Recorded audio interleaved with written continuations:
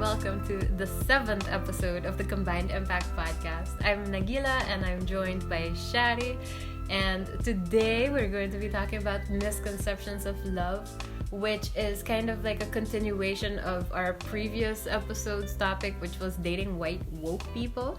In that episode, we mostly shared experiences of Caribbean people who either are dating or have dated white people, and then white woke people.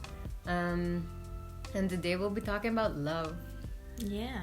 Or specifically the misconceptions we have of love. Yeah. Because we can be talking about love itself, but that's like, I feel like a whole different episode. I don't know shit about love, to be honest. I don't know anything about it, but I do know about the misconceptions I've had of love.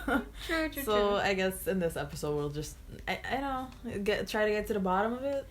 Yeah, we talked to a lot of people about it. We did our own research about it as well. So hopefully we do a good job. Yeah. In a future episode, actually in the next episode, we'll be talking about the other aspect of our previous episode, and that is colorism, or the aspect of colorism and how that affects our daily lives. So very excited for that. We have some guests on that episode, and it's always nice to collaborate. It really is, because these people are so awesome and dope, and we can't wait for y'all to meet them as well through our podcast. So. Yeah. And speaking of collaboration, if you would like to see us instead of just hear us, we also did a live with our good friend Ava, who was introduced in our last outro. True, yeah. She did feature in the outro of our previous episode. And we were on her live show, What's the Tea with Ava Cruz. And we talked about, life also. Moving to the Netherlands, trials and errors and tribulations, but also the good things that come out of that. And so it was a very interesting conversation. I loved it. Yeah. So if you guys want to check that out as well, you can check her out on IG on @AvaCruzXX. Yep. So her handles and stuff are always like in our description as well. So yeah. So go check it out. But yeah, so let's get it. Yeah. So as we said, today we're going to be talking about misconceptions of love, and what we mean by that is really, what did you used to think when you were younger that love is supposed to be or supposed to look like, and that you've realized now as an adult that that's not really, what it is or what it should be. So, what were yours? Well, I think one of the biggest misconceptions I had of love is that love and sex are the same thing. Ooh, okay. Which is not. I learned very quickly that there is a huge difference between physical attraction and romantic attraction. I think that was one of my biggest things, and it's really hard sometimes, I guess, for people to separate them, but one doesn't equal the other. Like, being physically attracted to someone does not mean you love them necessarily, or that you even could love them. Yeah, because like it's just different. It's just a different type of attraction, and just like it doesn't mean that everyone you have sex with you're gonna fall in love with. But growing up, the way I grew up, it was more or less the same, right? You like this person, and that's just the person you're gonna be with forever, because that's how it works. And as much as like I guess you enjoy the physical connection, there is no emotional or romantic connection there, because it's just not there. And I think that was one of the biggest lessons I learned, is to separate the two, or know the difference, and know when it's actual romantic attraction, romantic love, as opposed to physicalness, I guess. In that way. I think another really big misconception that like I guess shaped most of my life was the fact that love was heterosexual. Oh yeah. That it looked like me having to fall in love with a man because that was what it was supposed to be, right? Yeah, that's what everybody does. Yeah. And I learned only until recently, I guess. 25 years later, or yeah, who's counting? But but way later in life that it doesn't necessarily have to be like that, because we're so forced into that heteronormative lane of, oh, this is what love is supposed to look like. Love looks like a man and a woman, and that's everything revolves around that type of love, right? And it slowly took me a while. It took me a while to realize, actually, no, that's not how. It's not only about that. Queer love exists, and queer love is not necessarily the same. But it's definitely one of the lessons I had to learn for myself, to realize, oh, okay, I don't need to force myself to pretend to love men, I guess, because I do not. Nice. That's good that you did realize it sooner rather than later. Yeah. I'm actually, I completely forgot about that part. Obviously, because, you know, as somebody who is, Because you're straight. yeah, just heterosexual, I didn't have to consider that. But also it had to do with the fact that my mom did raise us into like her whole feminist ideals of like, love is love. You can love a man, you can love a woman, you can love just whoever you want to love, as long as it's not illegal. And she did teach us about all of that stuff, but at the same time, like, I'm not sure if it's what she taught us or what we were taught in general, but love was definitely always connected to sex. Mm-hmm. And it was more in the sense of like, if you want to have sex with somebody, make sure that you love them first. And that usually did mean relationships. So love was pretty much only really used for romantic relationships. And that was my biggest misconception, that you know, you could only truly love in a romantic sense. And we only really realized later in life, and with we I mean me, my siblings, my friends, that that friendly love or platonic love is very deep and very meaningful. Another thing that I also had as a misconception, and this was in the romantic sense as well, was that your partner was supposed to be just one person, and also one person who does everything for you. So they're your best friend, they're the person you do all of your hobbies with, they're the person that you can talk to about your psychiatrist. well, yeah, all of your issues, your field of interest, your just everything. You're supposed to have everything in common with them, with music, with food, with vacation destinations, vacation styles, all of that. Your partner is just supposed to be effortless and very similar. And that's one of the misconceptions that I used to have. You know, it's supposed to be super easy and you'll know when it's the right person. And I don't think that you do know. It also goes hand in hand with the everybody has a soulmate type of thing. And this is definitely something I got from my mom. She, as soon as she realized that I was heading into soulmate territory, she made sure that I understood you don't have just one soulmate. There's not just one person on this entire globe that is your partner. You can have multiple soulmates. There can be multiple people who can fit with you in different ways. So yeah, those are mine. It's kind of funny that you mentioned that too, because that was also, I guess, one of the things I learned later in life, that a soulmate is not necessarily that cookie cutter Hallmark, like rom-com type of soulmates we always see in movies, you know. Like, it's like, oh yeah, that's what a soulmate looks like. And I learned real quick that's not true. I learned real quick that, yeah, indeed, you can have multiple soulmates, but not only in romantic sense. Like, I do genuinely believe my soulmates are my friends as well. Okay. You know, Platonic soulmates. Platonic soulmates. I genuinely have that soul connection with some of my friends. True. That, yeah, and you know, like we've talked about this before. I do feel that with you, like you are my soulmate in that way too. And Same. but so it's because we have this very skewed way of looking at love or soulmates, of, you know, who is important in our lives.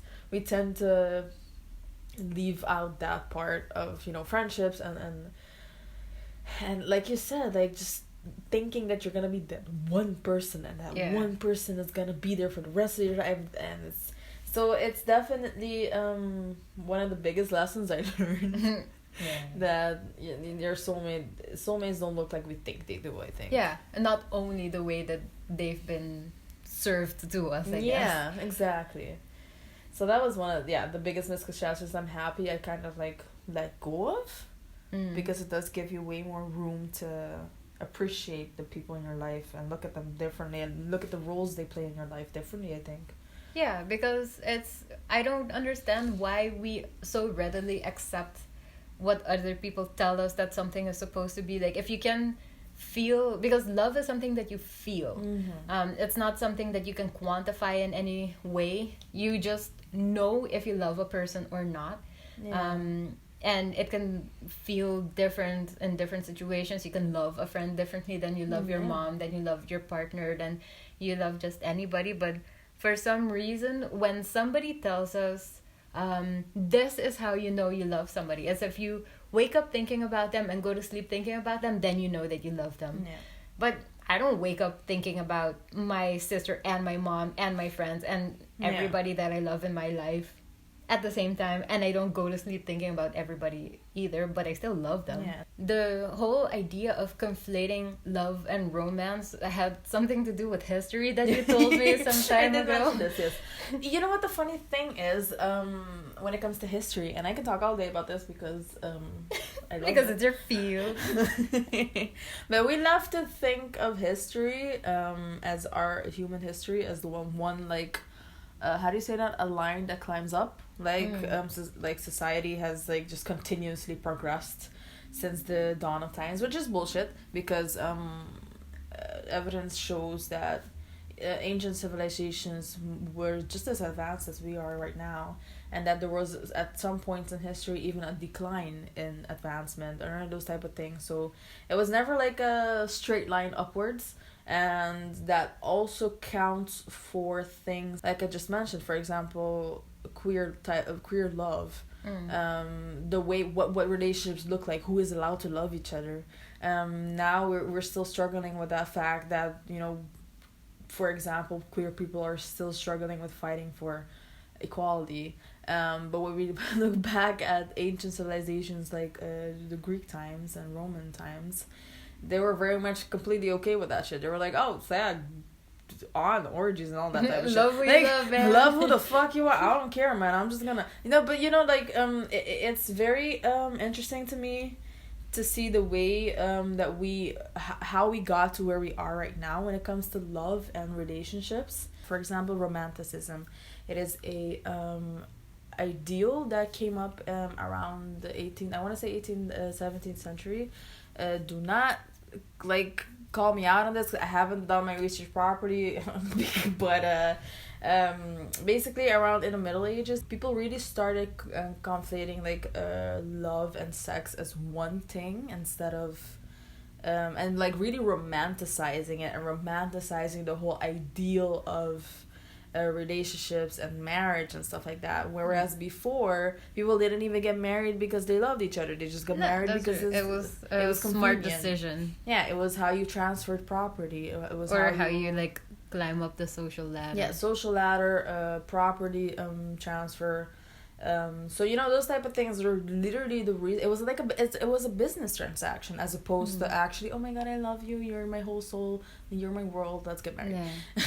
And that was something that really started like catching more like interest around that time. And that kind of gave people like a skewed view of love in that way, because they were like, okay, I guess this is what love is supposed to look like. It was over romanticized in that way, and the whole like writing poems and love songs and love and sickness. the love sick type, yeah, that part of it really came up, and it was idealized, and that kind of made people believe in love in a different way than it did before. Like if you look at the Greek civilization, the ancient Greek civilization, we actually saw a video about this. They saw love differently. They saw love and different kinds of love. Yeah, they had three different they separated love in three different categories. One was more to do with the sexual side. Yeah, the like physical. At the beginning of a relationship, that was eros, I think. Eros, yeah. That I guess what you feel when you fall in love, the honeymoon phase, I guess. Yeah. And then they also made a distinction between that and then the more sustainable type of love that you could also, I guess, feel with close friendships. Yeah. That was it philia? I think it was philia. And that it's more, I guess, organic, not necessarily sexual, but more in like a, partner type of sense. And then the last one was agape, and that one I didn't understand fully, but I think it had to do more with like in a charity type of sense, because they described it as what a god would feel for their people. Yeah, they were very much like the gods played a huge role in the Greek society. Yeah. But it was also, I think, a little bit more of like the charitable side is what you felt for your community and your people. And then you don't necessarily love them for what you admire about them, but you love them for their flaws or despite their flaws. I'm not sure. Yeah. But it was a different type of love. Yeah. So like, yeah, that's the whole thing. We're so overly stimulated by one type of love or one specific love that keeps, like that love sick type of love that people always push on us, and we were so overly like stimulated with those things that it's hard to feel like there are other types of or other ways of expressing love or other ways of feeling for someone that doesn't necessarily look like that. Yeah.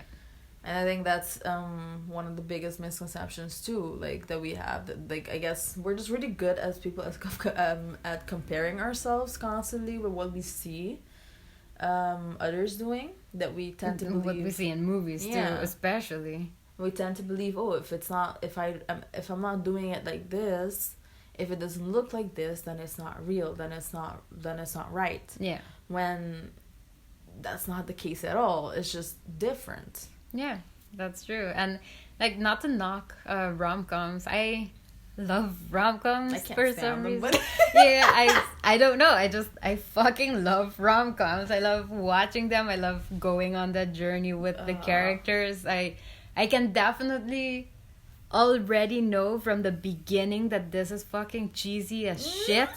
I can already, in the first 2 minutes or before I even start watching the movie, know exactly what's going to happen. At the end of it or during the movie, I can point out this is unrealistic, this will never happen in the real world. Just everything is a fantasy and it's not real, but I still love it. I love watching rom-coms. But that's the point, like it's still like it's a fantasy. It's like they're trying to portray love in 2 hours and a half. Like, right? The entire love story from the beginning to the end. And how somebody falls in love and is in love forever. So of course it's intense and of course it's big, but that's not what real life looks like. You don't, like, I personally don't believe in love at first sight. I don't believe that you can look at someone and be like, oh, I love you. No. This is gonna be the person that I marry. Yeah, no, you don't know that. Like, I'll look at you and be like, damn, I'm fucking into you. Definitely recognizing good looks. Love that. Yeah, and then when you start talking to them, like, oh shit, I like you as a person, right? Like, that barely ever happens to me. I have a new crush every week, basically. Do. But I intentionally don't talk to them because usually when people talk and express their opinions, I'm like, wow, you're such a fucking tool. Oh my god. I can relate sort of to that, but I don't get that many crushes, but Can't recommend. It's not fruitful. I'm very sexually attracted to people. I will literally look at people like, holy shit, I want to make out with you right now.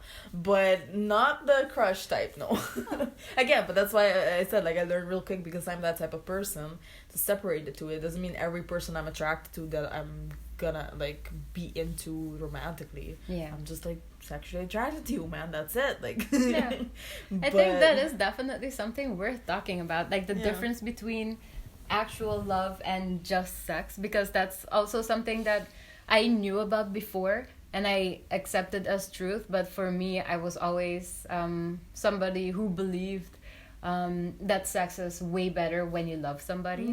But then I had sex with people here and there, and I realized, as one does, yes. yes, as one does, I realized sometimes really good sex is with somebody who you're like, please say as few words as you can, because any word that comes out of your mouth is just no bueno.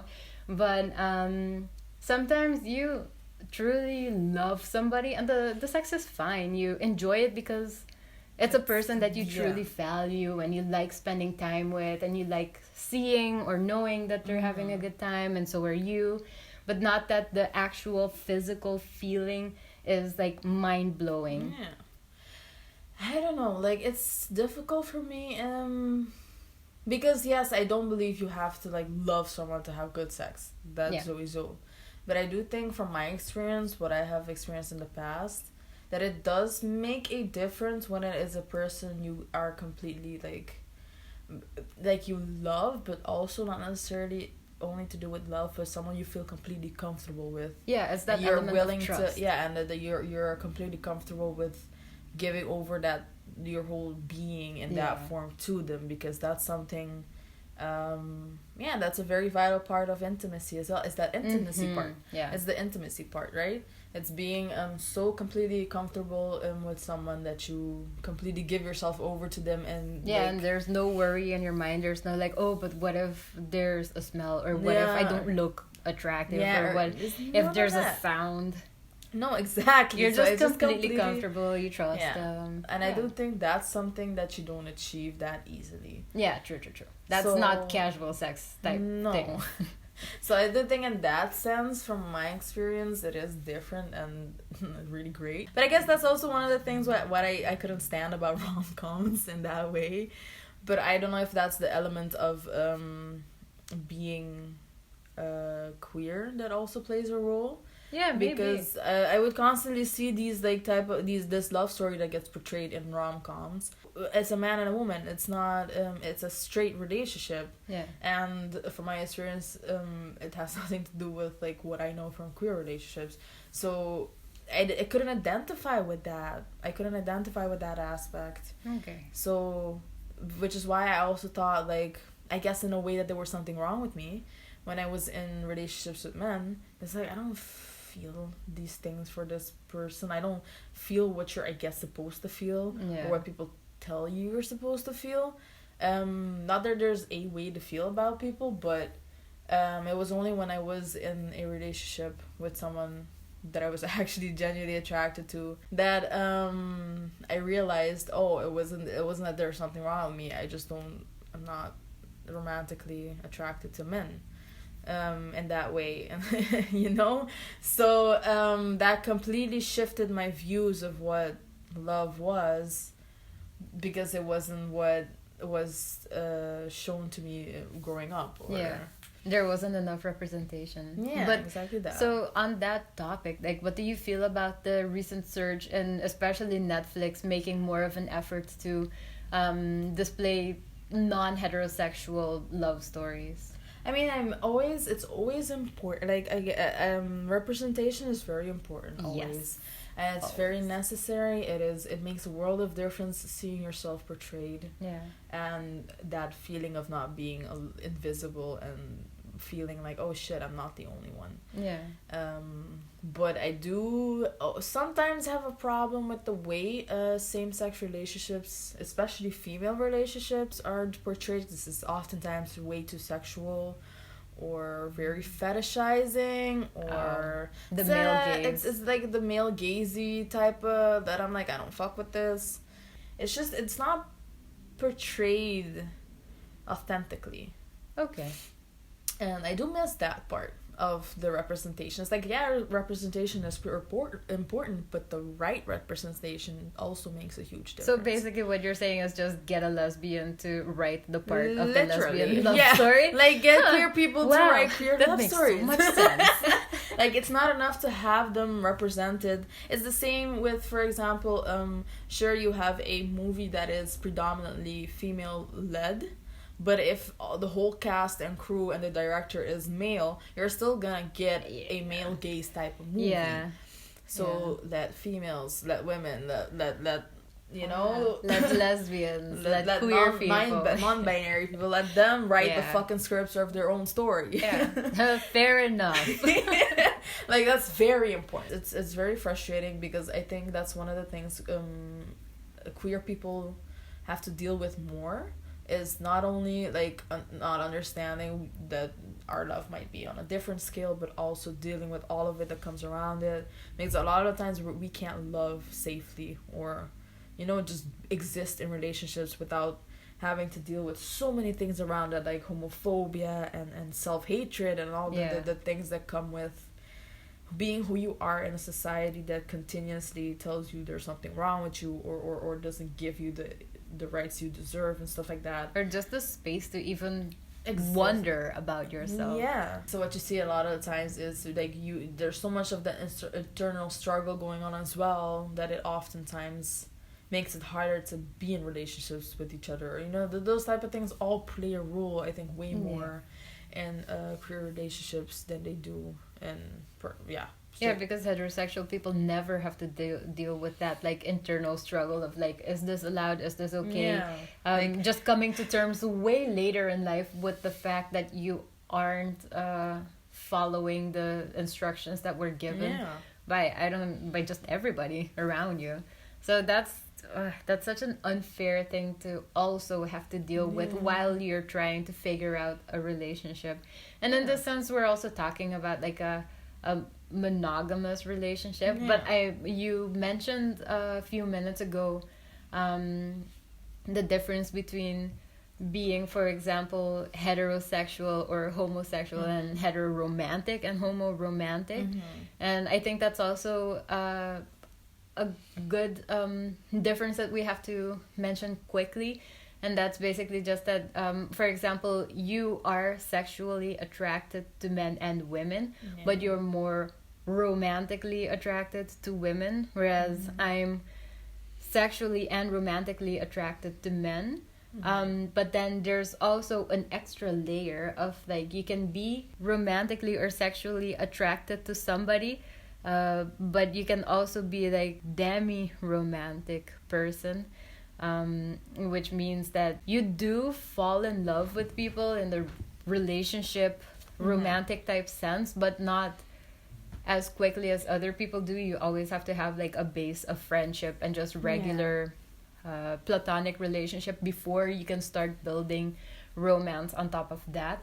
And then it can get to a point as well that you're on the aromantic side of the spectrum, which isn't really a spectrum, it's just like you can be in the aromantic field, you could say, that maybe you don't necessarily feel romance at all, or you can be on the asexual field, which means that you don't necessarily experience sexual attraction to either men or women, but you maybe do feel romantic attraction to somebody, and it's either a man or a woman or anybody else.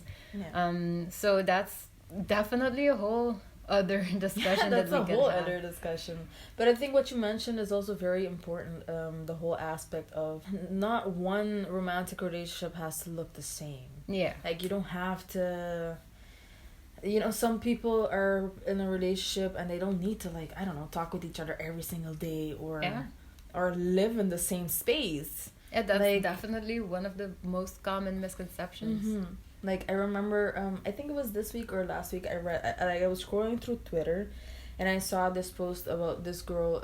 She posted that her and her wife, they have separate bedrooms, like completely separate bedrooms in their house. Goals? Yeah, like for fucking real though. Because I was like, holy shit.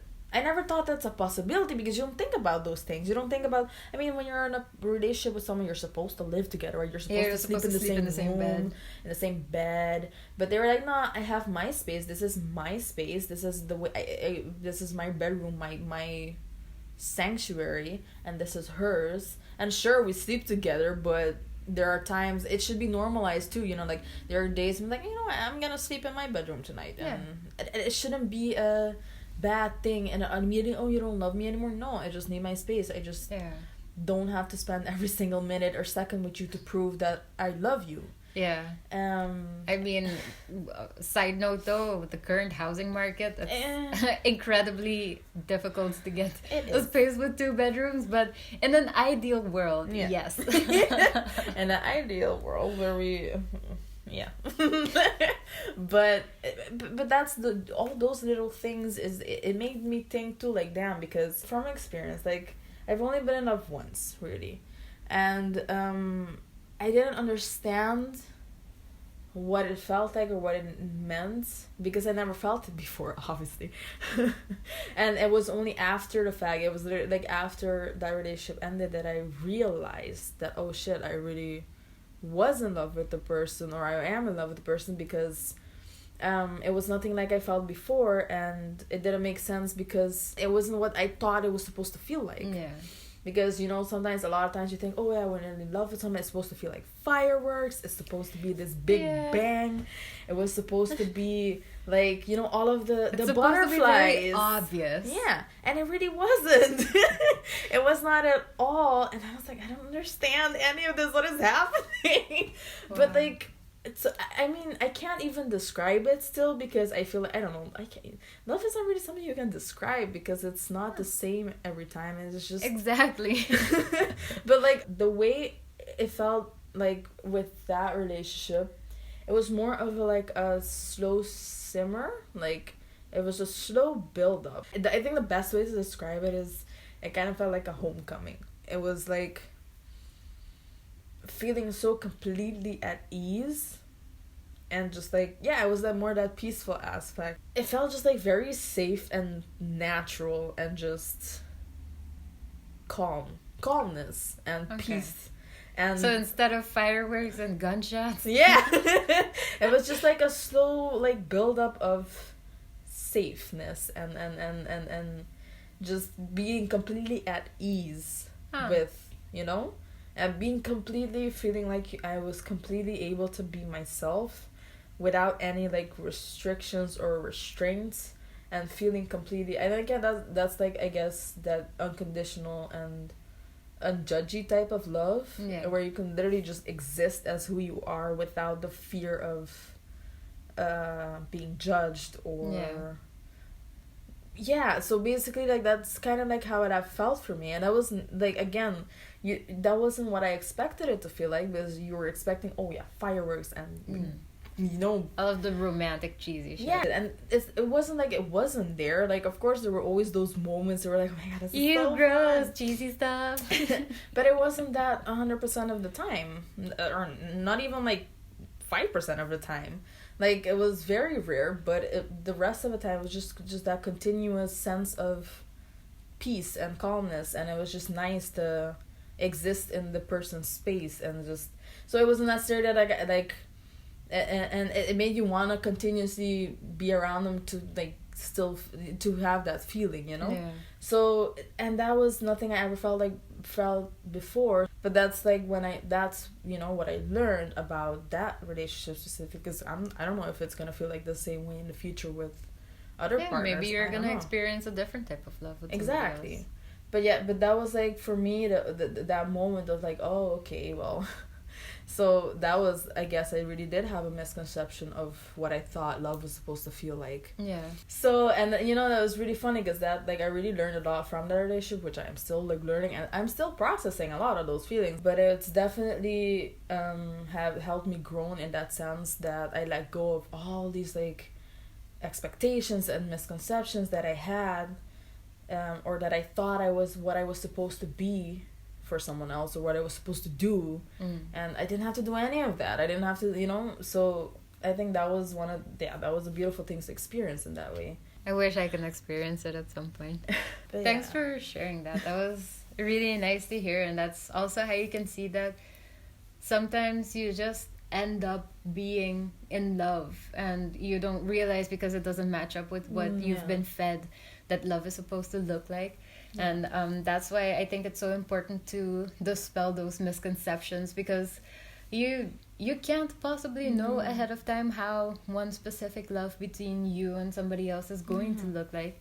And it's just I don't know, with some people, of course, you meet them and you already know that you want to be sharing your life in a romantic way with them. And then with some people, you just meet them platonically and then you're friends platonically, and after a while you're like, wait a minute, maybe I have feelings. Why am I feeling this stuff? Why am I thinking so much about you? And why am I, having all of these thoughts and feelings? And then you realize that you still love them, but you love them plus. Yeah, it just developed into a romantic. Yeah, that's how it happens for me. Yeah. But I've never ended up in a situation that I'm like, oh wow, am I in love? That's how it sounded like to me when you were saying that you guys were like, in a relationship, you were dealing with stuff, and then after a while you were like, oh my Jesus, I'm so incredibly comfortable and so at ease with this person. So that's beautiful. Yeah. I feel that we don't give platonic relationships, friendships, enough credit in that sense.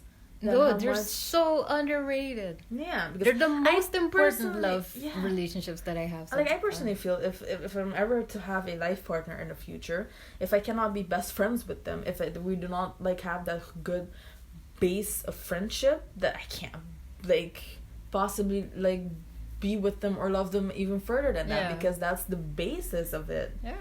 And I just think we really do undermine the role friendships play in our life. And I think that's also a very important thing that I honestly wanted to focus on even more, was the friendships and how I love you as my friend. And it's I don't know if it's weird to say. It shouldn't be. It shouldn't be. I say it playfully here and there, oh my God, love you. And I basically tell everybody that I love them. And I do love some parts of people. And part of the research that we were doing for this episode was also talking to our friends about love. And one friend he had the most beautiful way of describing it, is that love it doesn't necessarily have to be reciprocated, and you don't have to love every single aspect of the person that you love. You can love somebody for these parts of them, and then also, because you love them, it encapsulates the parts that you're maybe not so excited about. But that's a person you love, and you love them, and you don't love them with the expectation of having it be reciprocated, of being loved back, but you just love them because you want to, not because they have to love you back. And I don't know, it was just so nice to hear it in that way, and that you can have friends that you love a lot and you consider to be very important in your life, and you could love a very specific part about them. You could love family members and only love very specific parts of that family member, and you could also find somebody that you just happen to still love every aspect that you keep discovering about them. That's the beauty of love in a way. And I think the sad part is we're so used to that whole, I think a lot of us have that idea also of possession when it comes to love. And I think that's so toxic, and especially romantic love. It's I love you, I have all these feelings for you, so that means you have to reciprocate, you have to return you owe me, and nobody owes you anything when it comes to love. If you're gonna love someone, I believe that too. Loving someone is also respecting them enough as who they are as a person, not what you want them to be or look like because you love them. That's another common misconception that I found online a lot, was that people love other people for their potential or who they project, or what they project on that person, and not necessarily loving the person for who they actually currently are. And also with your friends, you don't have to project something onto your friends so you can love that part of them, or you don't have to diminish that person into just that one quality that you really admire about them and only love that part. I mean, of course, you can also love that part, but there's a difference between loving a friend and wanting them in your life, or admiring a certain aspect of a certain person, and you don't necessarily have to love them or have them be your best friend or whatever. You could also just, appreciate them. Just love their existence. Yes, exactly. I don't know. I think like the biggest lessons is that there are so many misconceptions that we do have of love, and we really do need to check ourselves on that, because it just stands in the way of having more experiences or connections with friends and people, just because we believe it has to look a certain way. Do you want to have a rapid fire round of like honorable mentions of misconceptions that you came across that didn't make it into the main body?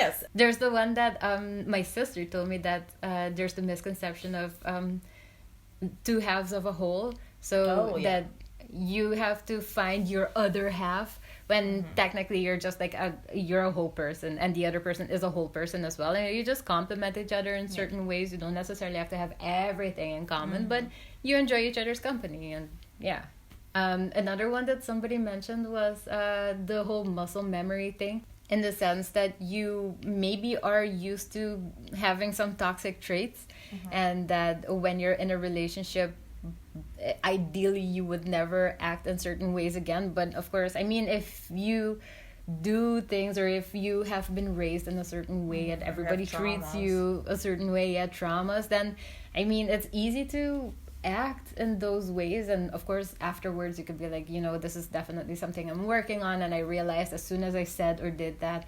that that wasn't cool, so I'm sorry. As long as you apologize about it, go listen to our episode about apology languages. Yeah. I think another misconception that we completely forgot to mention is the love languages, but we did a whole episode on that, so go listen to that one. That's why we didn't mention it. Yes. But yeah, so many misconceptions, so little time. Okay, so like another misconception that we also got from someone was just the general expectations you have before you go into a relationship, even. Yeah, or before you even discuss with that person what the expectations are. Exactly. And then of course you end up like getting mad at each other if you already have expectations on that. Like, it's like, how the fuck you want me to know? I don't know. Like, exactly. If the expectations don't line up because you haven't discussed it, then of course it's not gonna work out. Yeah, I mean, I have like also like, I guess my own like another honorable mention is like little flings that I've experienced that didn't necessarily turn into like relationships, but it was really fun, and it did teach me a lot about myself, about the person, and also taught me that romance doesn't necessarily have to only be reserved for relationships. It can also happen just once, like just like that, fling. like a fling and whatever, and then it's like, it's done. Okay, peace out. It was great. We don't have to ever talk or see each other again, but it was great. And you still get to be a little bit romantic in that way, but it's not only reserved for long-term relationships. Yeah. One honorable mention I have was when I was traveling, I met this guy at a hostel. He was working at the hostel, and when I'm kind of sarcastic and I have a dry humor, and sometimes I slip it in, and a lot of the times people don't even notice it, but this guy was on the same fucking level. Nice. And I slipped in one of those remarks, and he responded with one of those dry ass remarks as well, and I was like, oh my Jesus, we were about to become friends. And that was honestly the best week ever. He was my best friend for that week. Aww. Man, love is awesome and so mysterious and so incomprehensible, and just, it's everything, honestly. Like, we want to pretend that the world doesn't revolve around it, but most of our lives do revolve around it. The little bits, the big bits, the short bits, the long bits. And if you're lucky enough, it's magical and really good. Unfortunately, it can also be very damaging, but I think that has more to do with, it's not necessarily the love part, but with the people part. Wait, one question to round off the main section. Do you feel like it's better to love and lose or to never love at all? Oh God. Can't ask me that question. But to be honest, I would rather have loved and lost than Nice. to have never loved. Yeah. Cool.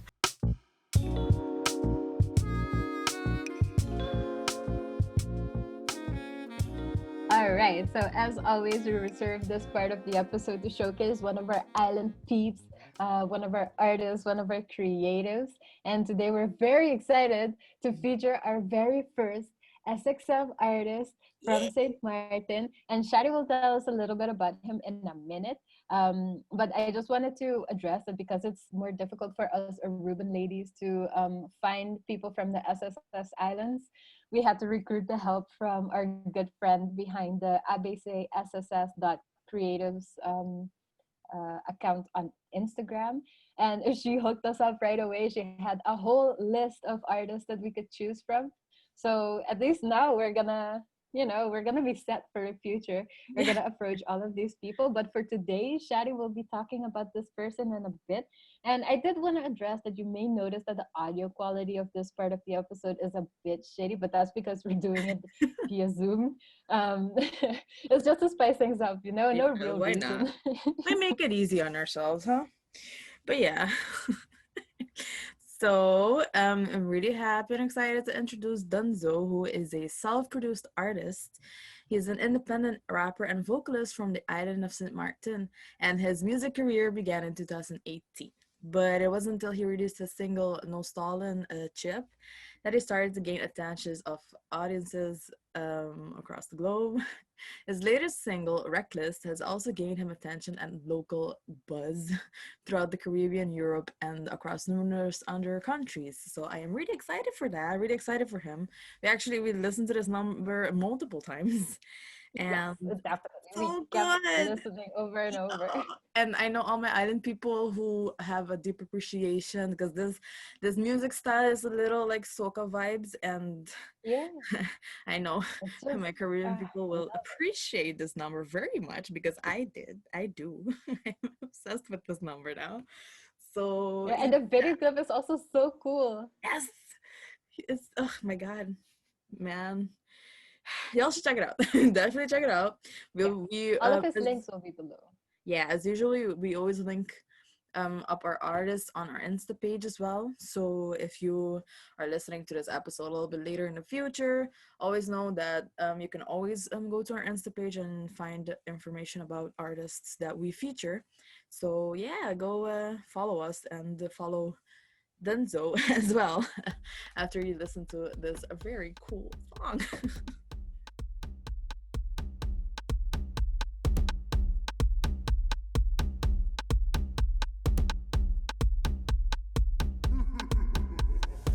Lights on when I can come true.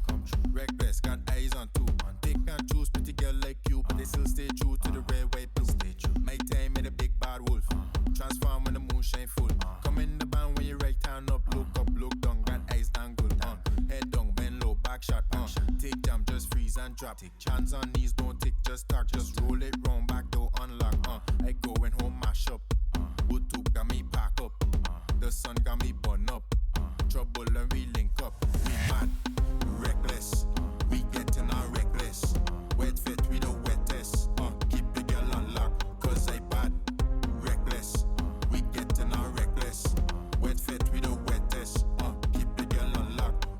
Easy peasy, don't tease me. Left, right, back, then 3D. Backside, bra, flat screen TV. Go down slow, come up easy. Sun hot, don't fall.